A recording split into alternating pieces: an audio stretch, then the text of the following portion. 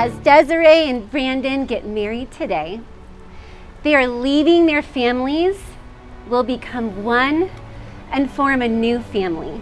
Because this truly is a unified family, full of love, laughter, and support, saying that we are joyfully handing off our daughter, our sister, in the next great adventure of marriage. I, Brandon, take you, Desiree, to be my wife, to love and cherish always. I, Desiree, take you, Brandon, to be my husband, to have and to hold from this day forward, to love and cherish. I now pronounce you man and wife. Yeah. And you may kiss the bride.